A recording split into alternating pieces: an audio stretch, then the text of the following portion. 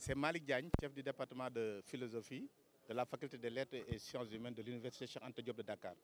également enseignant dans cette université. Voilà, l'objectif de ce rassemblement, à la suite effectivement du mot d'ordre de grève de 24 heures décrété par le SAES et le Sud-Est, nous avons décidé de marquer notre stupeur et notre colère devant le département de philosophie où officie régulièrement le professeur Babacar Diop. Normalement, il devrait avoir cours aujourd'hui de 8 heures à 10 heures avec ses étudiants. Et il n'est pas dans les possibilités de faire ses enseignements parce qu'effectivement, il a été pris par arrêté et mis en prison comme un malfrat, ce que nous ne comprenons pas. Ce qui fait que nous sommes affectés en tant qu'universitaires dans notre statut d'enseignants, chercheurs, qui bénéficient d'une certaine façon, d'une certaine autonomie en termes de nos opinions, en termes d'enseignement, mais également surtout en termes d'opinion. Parce que ce que les gens oublient, ont tendance à oublier, c'est que le combat que menait notre collègue, le professeur Babacar Diop, ce n'est pas un combat à départir de façon exclusive de notre statut d'enseignant, d'enseignant et d'universitaire. Pourquoi? Parce que tout simplement, aussi loin que l'on remontera dans l'histoire de l'humanité, l'université et ses universitaires ont toujours été aux avant-gardes des combats progressistes. C'est-à-dire les combats qui ont permis à nos sociétés d'avancer, de combattre l'injustice, de combattre l'inacceptable. Et c'est ce qui est en train de se passer dans notre pays. Babacar Diop et ses camarades co-détenus ne faisaient rien d'autre que défendre l'intérêt du peuple sénégalais et du citoyen et du consommateur sénégalais en allant dénoncer la hausse du prix de l'électricité que nous ne comprenons pas. Parce qu'il n'y a pas moins de 3 ans, on nous disait que la Sénélec est une société prospère qui vend même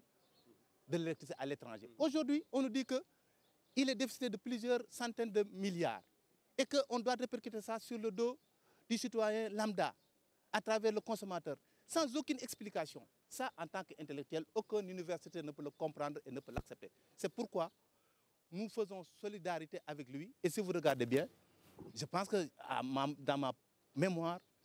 dans les 10 années, il est très rare que tous les syndicats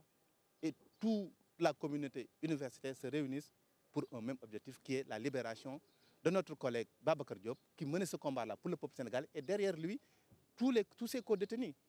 Voilà, c'est la principale raison qui nous réunit ici. Si on n'est pas satisfait, c'est clair. Nous continuons avec nos moyens, c'est-à-dire un arrêt systématique de l'enseignement supérieur au Sénégal.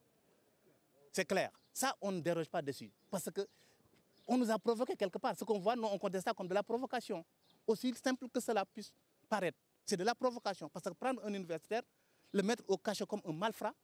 quelqu'un qui ne peut pas sortir du territoire du Sénégal s'il n'y a pas de défense étatique, sans que l'État le sache.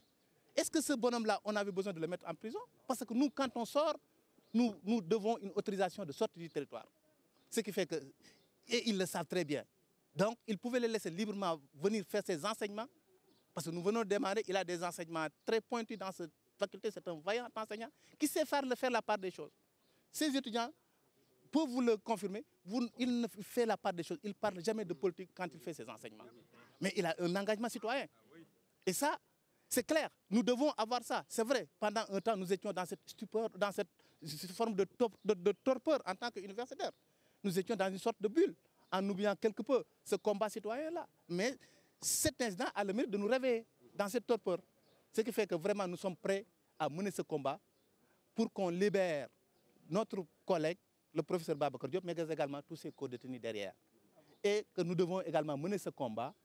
pour qu'on nous explique qu'est-ce qui se passe avec cette histoire de hausse des prix. D'abord, parce que nous avons besoin de comprendre en tant qu'universitaires qu'est-ce qui se passe. Une société dont on disait qu'elle est prospère il y a quelques années. Aujourd'hui, on nous dit qu'elle est déficitée de plusieurs centaines de milliards et que tout ça, c'est nous, peuple, qui devons supporter ça. Pendant ce temps, on voit ce qui se passe. Ça, une fois sorti de cette assemblée, nous avons nos responsables syndicaux. Ils prendront les décisions idoines et vous serez informés à temps. Mais pour le moment, une fois encore, nous ne faisons que marquer notre stupeur et notre colère et notre indignation devant cette arrestation et cette maltraitance. Je pèse bien mes mots. Je considère que c'est de la maltraitance et une volonté délibérée de casser un universitaire et de casser des gens qui s'activent pour la dignité du citoyen sénégalais et pour le bien-être du citoyen sénégalais. C'est une volonté délibérée. Je pense que ceux qui l'ont fait, s'ils avaient en vue de donner une leçon aux gens, ils ont donné une mauvaise leçon aux gens. Au contraire, ils sont en train de réveiller la bête qui dormait en chacun d'entre nous, parce que nous sommes tous horrifiés, nous sommes tous indignés par ce qui se passe dans ce pays-là. Salam alaikum, je suis Malick Diagne, chef de département philosophie, mais également enseignant fii ci université Cheikh Anta Diop de Dakar. Tey jii jàngale wuñ ndax lu tax dañoo àtte jàngale yi muy enseignants yi muy étudiants yi ñaari syndicats yi nekk ci université yëpp ñi nga xam ne ñoo lëng enseignants yi dañoo arrêté seen enseignement. Lu tax ndax dañoo arrêté ku bokk ci ñun ñoom la ñu arrêté koo xamante ne dafa war tey jii normalement dafa amoon cours 8h ba 10h jàngalewul tey jii jàngalewul ndax arrêté bi ñu ko arrêté ndax lu tax ñu arrêté ko parce que tout simplement dafa demoon manifester pour défendre intérêt peuple bi intérêt population sénégalaise devant hausse courant bi ñu yokk. Parce que bu leen fàttali ko matul ñetti at dañu doon wax naan Sénélec société prospère la excédent am sax da koy jaay ñu xëy tey ni ñu am na déficit ay milliards si lu ëpp téeméeri milliards ba bu ñu yokkul courant bi dootuñu am courant te duñu jox benn explication nit sant xanaa ku koy rendi di nga ko bàyyi mu yuuxu loolu ñun moo ñu indigné en tant qu'enseignant université. Ndax Babacar enseignant la ñun la bokk c'est pas n'importe qui koo xamante ni ci dëkk bi la ne mënul génn dëkk bi te état bi xamu ko sauf mu am défaillance dans le système étatique parce que bala muy génn dëkk bi day am autorisation de sortie du territoire ñu xëy ni ko comme un délinquant jaayul drogue sàccul tuxul yamba defarul faux billet te yooyu yëpp a ngi fi gis nañ comment on a traité le député bi ñu arrêté ci affaire faux billets yi dañ koo bàyyi këram mu dem def lu ko neex ba xolam set ñu doog koo arrêté ñun notre collègue dès le premier jour ñu koy navigué loo entre pamti entre commissariat ak tribunal ba xëy nii ñu ko ràpp ci kaso gi tëj mel ni ab baadoola bu ñu jàpp tëj comme ça baadoola sax xaar dañ ko war a taxaw moo tax ñu taxawu ko ci ñun la bokk te bu soobee yàlla lu mu laaj pour ñu génn ko dinañ ko def. lu weesu tey man j'ai parlé en tant que collègue ak chef de département de philosophie maanaam koo xamante ni man ci man la dépendre buy génn ci dëkk bi maay jox autorisation pour mu génn d'abord mu dega dem feneen koo xam ne maay rendre compte li muy def foofu laa waxe te lu ñu naqari la nag moo tax ëllëg lii xew en côté de ça am na syndicat yi ñoo ngi fi noonu suñu responsable syndicaux yi secrétaire généraux yi ñu ngi fi bu soobee yàlla lu ñu wax ci ginnaaw mu loolu la ñuy def et puis bu soobee yàlla dinañ leen wax ñoom suite bi ñuy donné mais li ma leen mën a assuré daal mooy bu soobee yàlla lu mu laaj pour ñu génne Babacar ak ñi mu àndal ndax defuñu dara lu dul défendre intérêt Sénégal intérêt population yi am luñ ko ne mën a def suñu poche yi parce que amatuñ dara lu ñu def suñu poche yi ndax li ñuy bëgg rek ay facture suba facture ngoon loolu la moo tax lu mu laaj bu soobee yàlla dañ ko def mais toujours dafa am nu ñu doxalee dañu am ay kilifa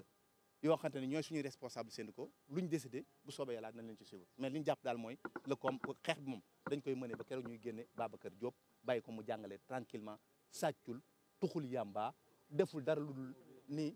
deful faux billet sàccul pétrole deful dara lu dul défendre intérêt Sénégal ngir yàlla nañ ko bàyyi cours yi arrêté nañ ko moom je pense que université benn cours dox fi parce que enseignants yi jàngalewuñu étudiants yi aussi demuñu ko te bu soobee yàlla loolu moom dépendul ci man ni ma leen ko waxee une fois encore am nañ ay kilifa syndicaux yoo xamante ni ñoom ñooy joxe la décision le moment venu li ma leen mën a wax daal mooy suñu indignation man en tant que chef de département ak sama collègue